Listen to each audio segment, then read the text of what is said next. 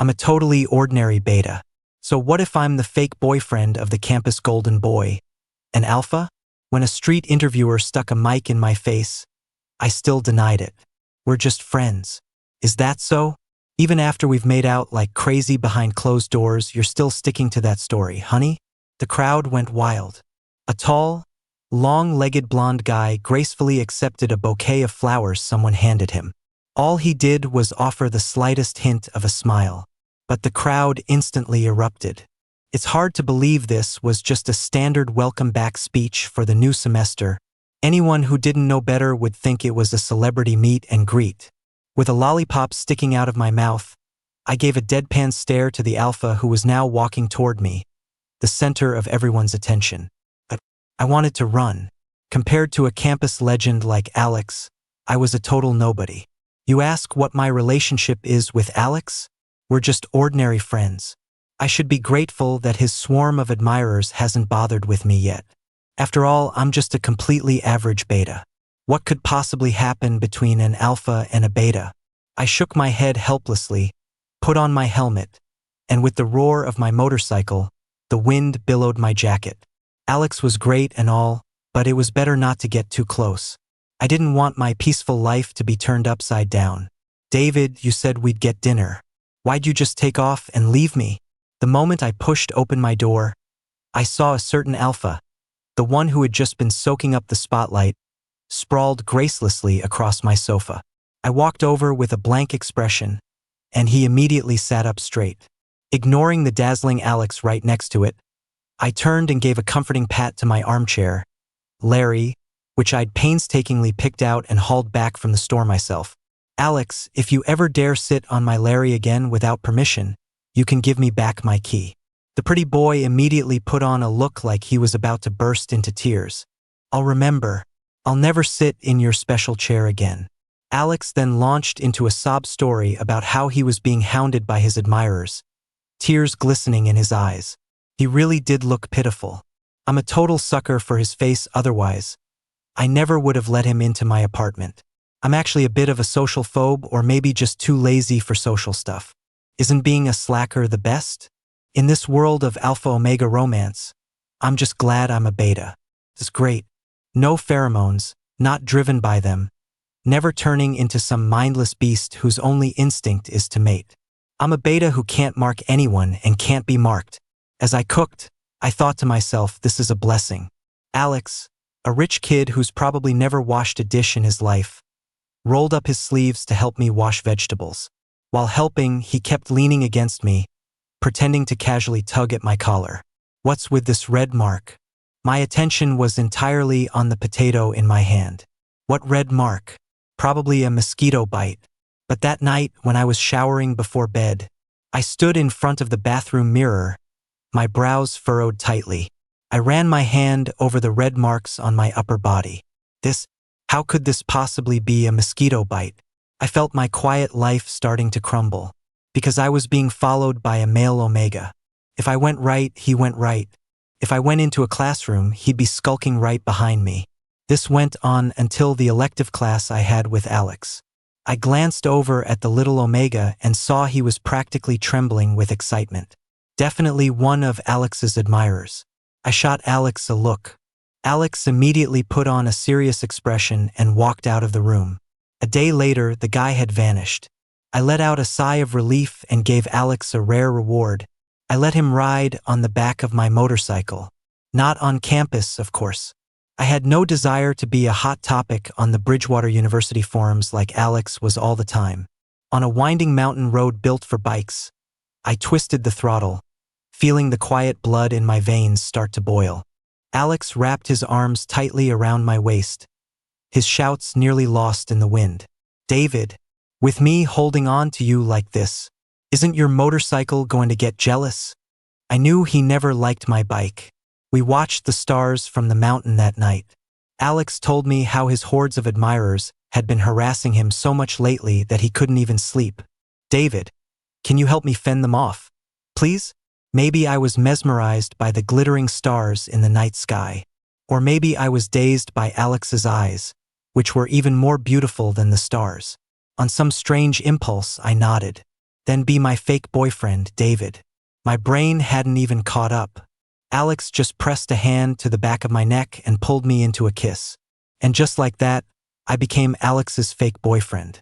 Even though we'd already done some intimate things in the heat of the moment that night, I regretted it almost immediately. It just goes to show you should never make any decisions at night. I looked ahead at a swarm of some Alpha's crazed fans.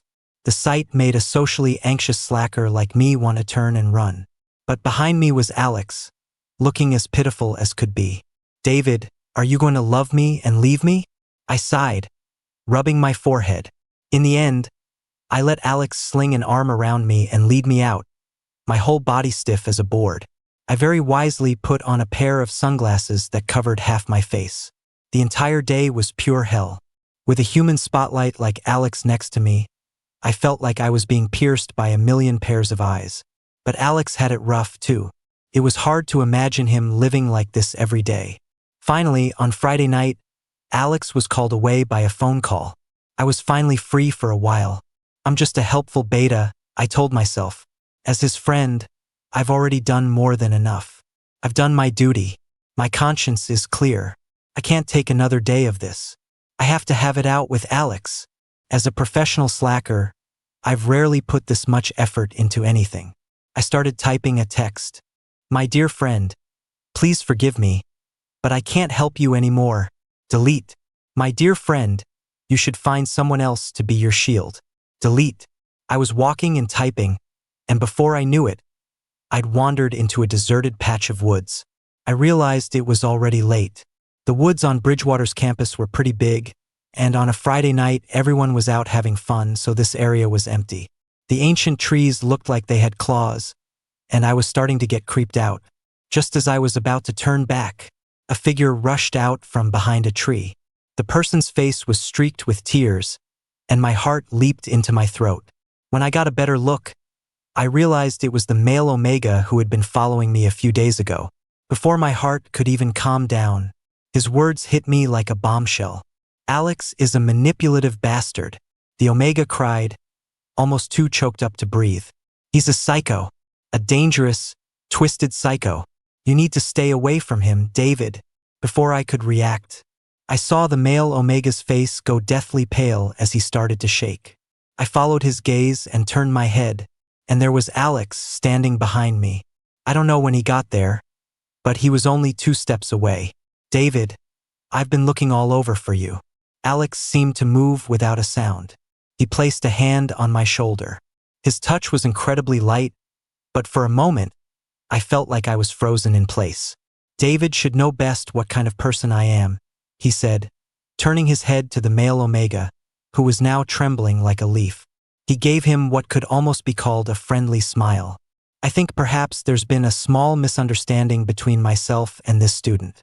Alex truly was the heir to a top-tier family. Even in a chaotic scene like this, he was somehow perfectly composed. When he was done, he even smiled at me. David, let me walk you home. Even though he looked as cool as a cucumber, I felt a primal sense of unease. Besides, I'd wanted to put some distance between us for a while now. No thanks. I couldn't come up with an excuse, so I just refused him outright. Alex stared at me for a moment but didn't say anything, so I just went home alone. I had barely collapsed onto my sofa, Larry, when I got a text from Alex. David, I've already cleared up the misunderstanding with that student. A moment later, a ding. I opened a text from an unknown number. It seemed to be from the male Omega explaining what happened today. The explanation was logical, detailed, and sounded incredibly convincing. I pressed my lips together and replied to Alex with 2 words. Got it. He immediately sent back a spinning emoji. I didn't reply. The next day, I called a locksmith and had the locks on my apartment changed. I had a few days of peace, but my mind was anything but peaceful. Alex used to love hanging out at my place, showing up uninvited every couple of days. I don't believe for a second he didn't know I changed the locks, but he never said a word to me about it. I didn't block him. He just kept texting me every day, as if nothing had happened. It was too calm, so calm that it felt like the calm before the storm. The turning point came when I least expected it. It was a completely ordinary day. On a whim, I decided to go see the stray cats in the courtyard behind the academic building. I expertly hopped a small fence, taking a shortcut. I pushed aside some bushes. I expected to see kittens. Instead, I saw a certain blonde alpha. He was sitting among the flowers, somehow more vibrant than the blossoms themselves. David, his pupils dilated like a cat's, and for a second, I thought he looked incredibly cute. He stood up but quickly turned his face away. His hand instinctively flew up to cover his cheek. It happened in a flash, but I still caught it. The right side of his face was red and swollen. It was clearly the mark of a slap. This was the first time I had ever brought Alex home. It was always him coming to find me. This time, with me taking the lead, he actually seemed reluctant. David, I've got something to do, He kept his face turned, trying to hide the red mark on his right cheek. Noticing my gaze, his hand hesitated but eventually went back up to cover it. My heart melted into a puddle. I led him away from the crowds, taking the back paths to the parking lot. Before we got on the bike, I told Alex to move his hand. He looked down at me with his eyes lowered. After a moment, he finally dropped his hand. I met his gaze. He was born with stunning blonde hair, but his eyes were pure black. We were just friends. But the way he was looking at me right then gave me the feeling that he was gazing deeply at someone he loved. My heart stumbled for a beat. Then I took my motorcycle helmet and placed it squarely on his head. Just like that, like I was taking in a stray cat, I brought Alex home. He was silent as I put medicine on his cheek. I was patient and said nothing either. Finally, he spoke. Actually, today is the anniversary of my mother's death. Alex pulled me into a hug, resting his chin on my shoulder. I wasn't used to being held like this, but I didn't push him away. I look all glamorous on the outside, but really, I'm nothing. My stepmother and my father have a new kid now. He talked about his name, Alex. When his mother was alive, his father always said the name meant he hoped Alex would have a noble character. But after his mother died and his stepmother moved in, he discovered that her name was Ashley. How ridiculous. Every year, on the anniversary of my mother's death, my emotions get really unstable. I really can't help it. I held him tighter. I could feel the body in my arms begin to tremble. The voice in my ear was tinged with the sound of crying. David, you must be curious about the slap mark on my face. It was my father. I sighed internally. I'm just an ordinary beta. I don't understand top-tier families like his. But I know that a kid with a disgusting father like that, who gets yelled at and hit by him, could never be okay. I thought to myself, maybe I shouldn't be so quick to judge. An alpha this pitiful, what harm could he really do? So when Alex asked me, David, is our deal to be fake boyfriends still on? I couldn't bring myself to say no. Being a fake boyfriend, it just meant being his shield when Alex was cornered by his admirers. Last night, as we lay in bed talking, Alex suggested we go public. Even though my body was still in a fog, my instincts kicked in and I refused immediately. Alex instantly looked hurt and disappointed. Who could bear to let such a beautiful person down? I couldn't bear it either, so I silently rolled over. Out of sight, out of mind. It turns out that disappointing a beautiful person has consequences. For example, right now I'm sitting in the library. I'm just studying normally at the seat I reserved. But for some reason, a lot of people around me are giving me a wide berth. And they're shooting me disgusted looks. Even if I don't usually care what other people think, I really can't stand being glared at like this. Just as I was about to pack up and leave, a female student stood in front of my desk, arms crossed, and said irritably, "Hey Alpha, could you please rein in your pheromones? This is a public space." "But I'm a beta," I said, completely stunned. I instinctively tried to smell the pheromones she was talking about, but I couldn't smell anything. Oh right, I forgot. Betas can't smell pheromones. I lowered my voice and told her, "I have an alpha friend. I must have accidentally picked some up from him." The student's expression immediately became indescribable. She stomped her foot, grabbed my arm, and dragged me outside. It was only when we were outside the library that she let go of me abruptly, pinching her nose with a frown. I can't take it anymore. The alpha pheromones on you are way too strong. And they're super aggressive, it's overwhelming. I'm an alpha, so it's not as bad. But have you thought about the omegas in the library? That's so inconsiderate. It was indeed extremely rude behavior. I immediately apologized to her. Her expression softened a little, and she turned to ask me, "Are you really a beta?" I nodded. "And you're saying you just accidentally picked this up from your friend?" Before I could answer, she cut me off. "Are you kidding me? For the concentration to be this high, he would have had to very deliberately leave his scent on you. Plus, you're a beta. For it to last this long without fading, it would have taken a very, very long time to transfer." She looked at me suspiciously. "A friend? Are you and that alpha a couple? AB relationships are pretty trendy now, you don't have to hide it." I quickly denied it. I wanted to offer some proof that we were just friends, but after thinking for a long time, I couldn't come up with a single decent example. So I could only say, there might be some other factors at play. I'll ask my friend about it. The student gave me a look that was hard to read. "Whatever, it's none of my business. Just don't come back to the library until you've dealt with that smell. My girlfriend is in there." I nodded and watched her walk away. I could faintly hear her muttering to herself. "I've heard of the Omega Protection Society, but why do I get the feeling betas need one too?" My mind was a mess as I walked back. The whole way, I kept replaying what the girl had said. Why would Alex deliberately leave so many pheromones on me? I came up with a bunch of excuses for him.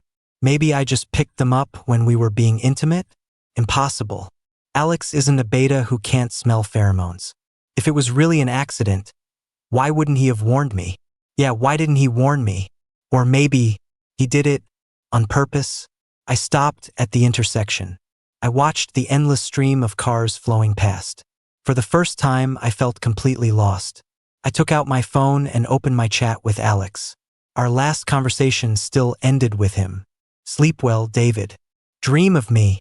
At the time, I didn't think anything of it. But now, looking back at our chat history, Alex suddenly felt like a stranger. My finger hovered over the call button. I didn't press it. Should I call him or not? Just as I was hesitating, a black car appeared beside me out of nowhere. Even for someone like me who knows nothing about cars, I could tell it was a very expensive Bentley. Just as I was about to walk away, the driver's side window rolled down. A middle-aged man in white gloves nodded at me. "Mr. One, good evening," he said, using my full name correctly. "Mr. Cole, that is, young Master Alex's father, would like to invite you to dinner. Would you do him the honor?" I've always hated any kind of trouble, but when I heard Alex's name, I got into the car on some strange impulse.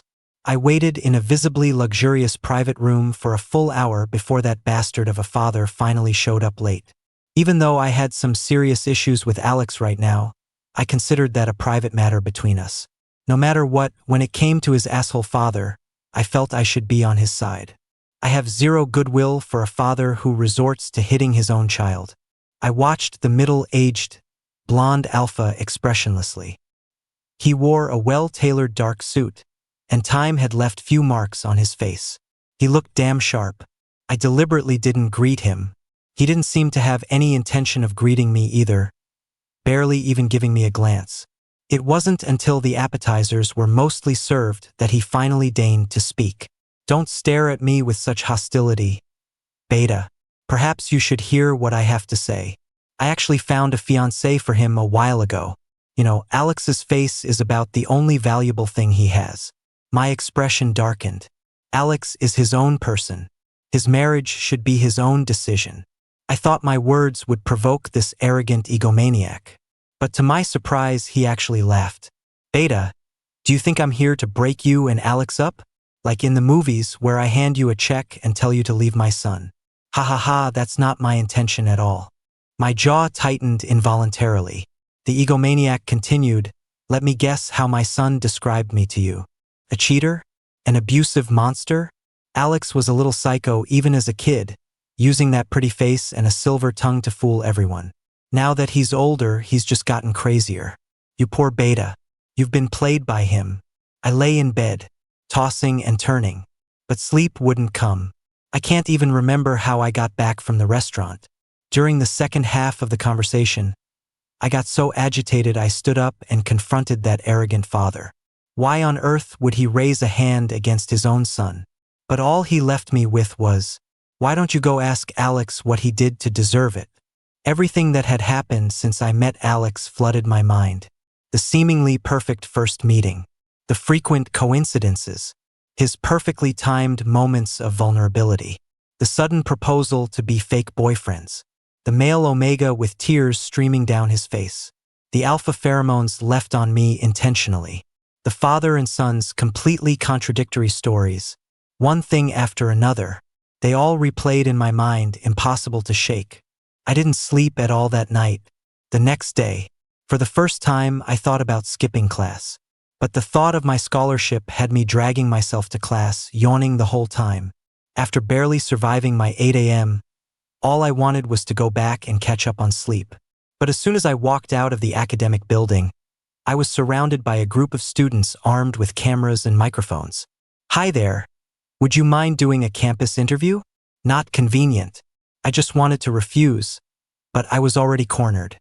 It seemed like this group was here specifically for me. According to tips from multiple students, we heard that you and Alex are in a relationship. May we ask? No. I was dead tired and cut the student holding the microphone off, my tone awful. But you and Alex were. The person tried to say something else, but I cut them off rudely. It's fake. All of it. Alex and I are just friends. Now move. Everyone was stunned into silence, and I was able to easily push through the crowd.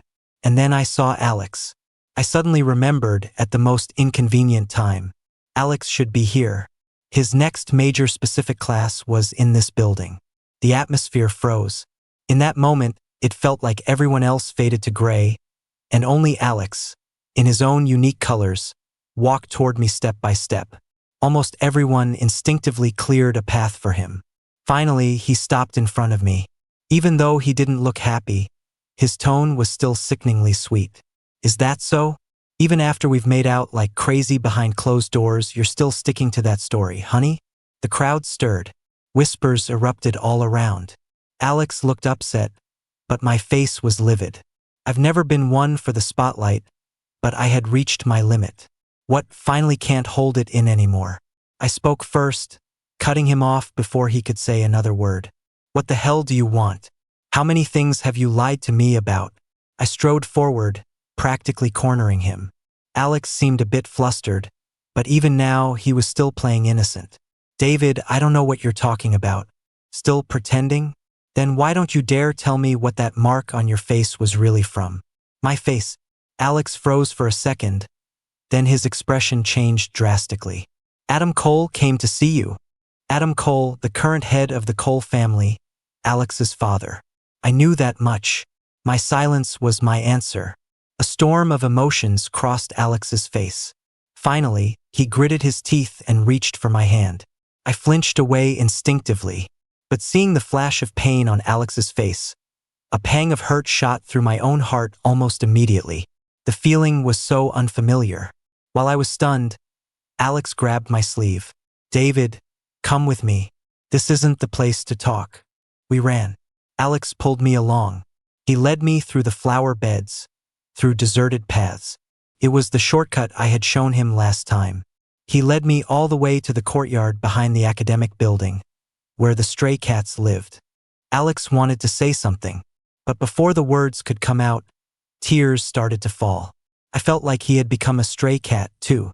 The stray cat that I took in. We both calmed down. Alex spoke first.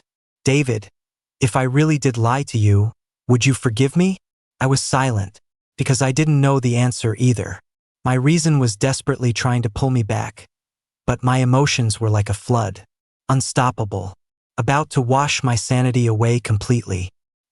I was lost in my own thoughts, hesitating for a long time without speaking. And I didn't notice Alex getting closer. "I'm sorry." A sharp pain in the back of my neck, and I lost consciousness almost instantly. In the last second before darkness swallowed me, I felt someone hold me tight. I found a stray cat. The kitten was all dusty and gray. I washed him clean. I never expected him to be such a beautiful little cat. His fur was a stunning, brilliant gold. I adored him, but one day he suddenly turned into a man. A man with cat ears was curled up on my armchair. Larry, his ears drooping as he said to me, "I'm sorry, I lied to you. The truth is, I was a cat spirit all along, but I wanted to be near you so badly, so I became a kitten to get close to you. Will you forgive me?" Before I could answer, I felt something warm shining on me. I woke up. I opened my eyes. The warmth from my dream was the sun. I was lying on a soft, massive bed, in a room that was both strange and familiar. The house was unfamiliar, but the sofa, the decorations, the potted plants, they were all mine. Did he move all my furniture here? And there was one last familiar thing. Alex. He was leaning against the wall in the farthest corner of the room. When he saw me sit up, Alex slowly walked over. The smiling mask was finally gone from his face. His voice had become cold. "I gave you a chance, David. Whether you're willing to forgive me or accept me doesn't matter anymore. Because from now on, you belong only to me." Alex stood by the bed, almost looking down at me. His gaze was direct and fiery, like a dragon that had finally claimed its treasure. I tried to get out of bed, but as soon as I moved, I noticed something else was wrong. I threw back the covers. On my right ankle was a solid gold shackle. The chain attached to it was also gold, extending out of the bedroom. The shackle wasn't uncomfortable, its edges were wrapped in something soft, making it feel almost like the bedding. I had to laugh. What's this, some kind of kidnapping kink? Finally decided to drop the act and start breaking the law? Alex just kept staring at me, his eyes never blinking. His gaze never left me for a second. He seemed to have expected my reaction and ignored my sarcastic taunts. "You asked me how many things I've lied to you about, didn't you? I'll tell you now, one by one." Alex began to speak. "Yes, I was watching you from the very beginning. Every seemingly fated encounter was carefully planned by me. The admirers were never that much of a problem, they were just a tool to win your sympathy. The fake boyfriend thing was also my idea with ulterior motives. That male Omega?" At the mention of him, Alex let out a contemptuous snort. "He wasn't my admirer. He was yours." Alex watched my expression carefully as he spoke. Seeing that I was relatively calm, he continued, "I couldn't stand that little Omega who had a crush on you. So I have to thank you for letting me take care of him." He seemed a bit annoyed, but he still almost ruined everything. I asked, "And the alpha pheromones on my body? Did you leave those on purpose, too?" Alex nodded, then gave a mysterious smile. "Darling, were you never suspicious about the red marks on your body?" His fingertip traced down from my collar, stopped over my heart. "Right here.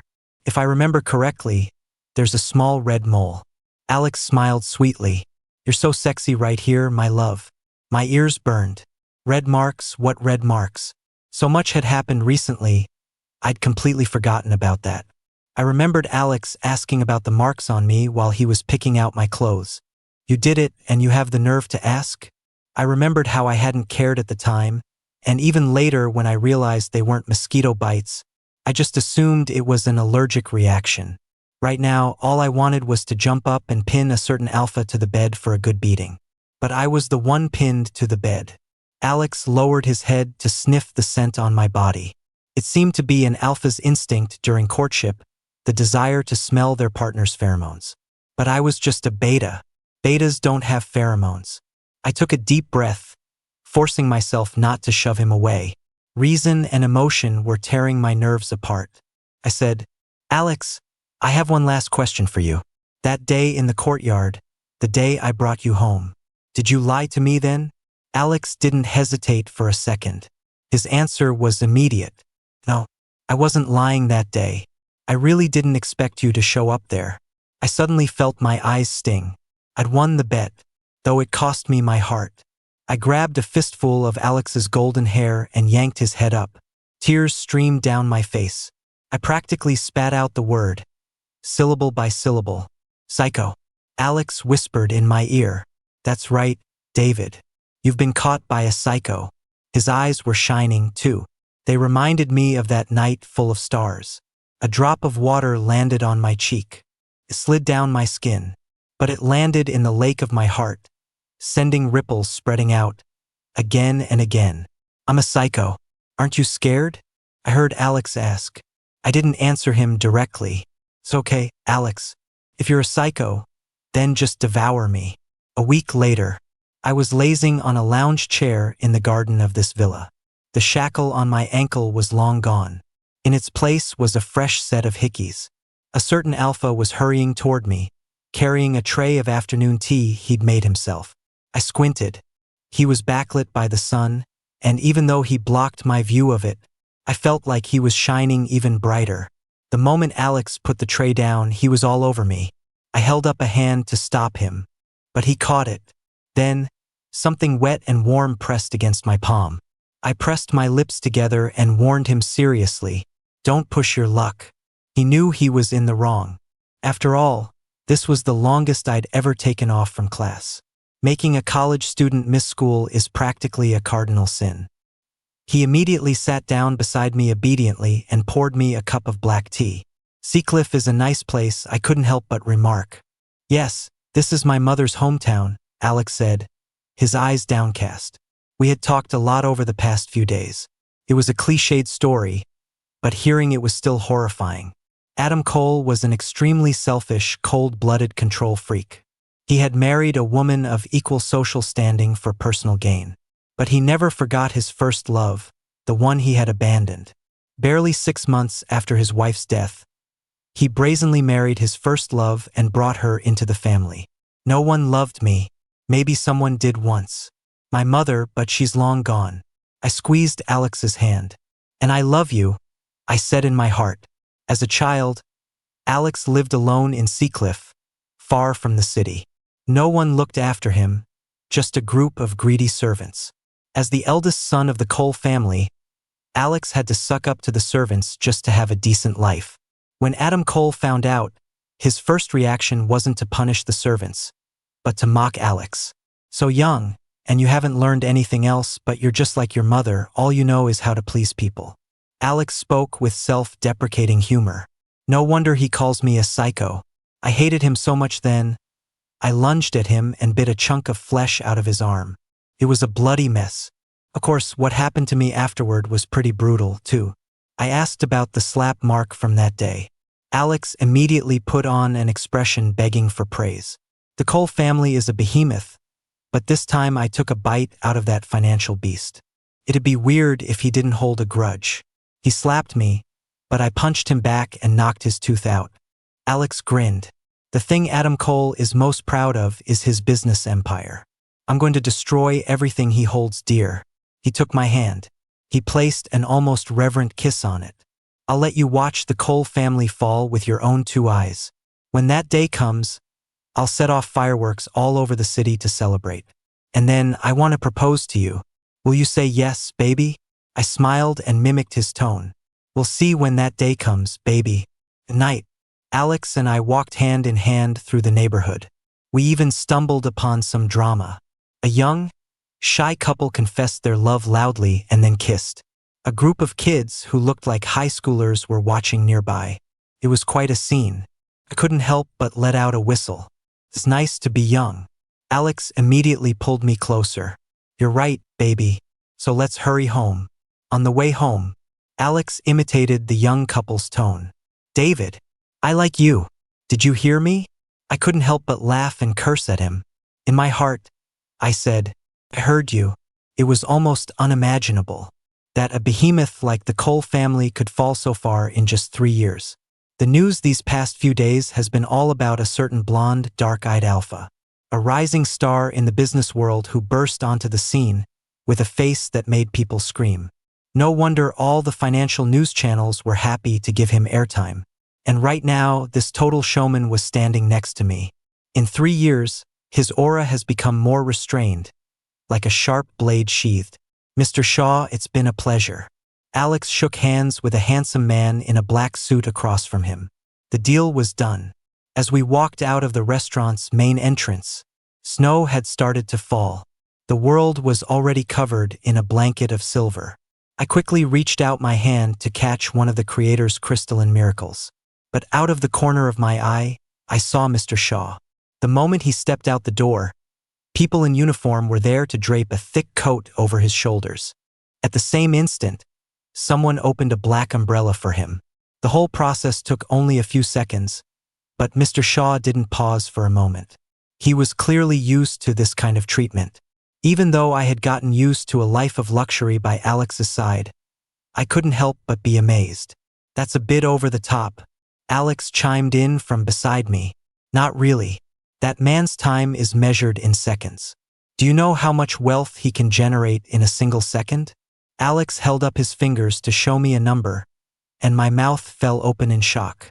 I then remembered the prayer beads Mr. Shaw had been rolling in his hand earlier. Is he a Buddhist? Not a chance. Alex made a face. He only believes in himself.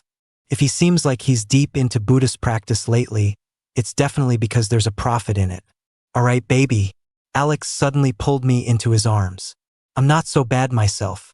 Why are you suddenly so interested in someone else? I'm getting jealous. Okay, Alex, if we don't get going, we're gonna turn into snowmen. I laughed and tried to push him away. But instead, he scooped me up, my legs resting in the crook of his arms.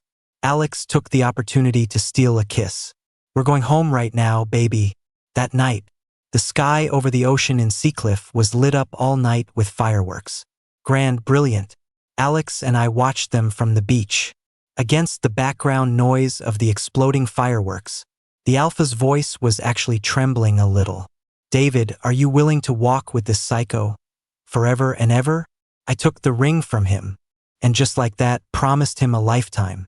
I said seriously, I do. Alex, you're mine.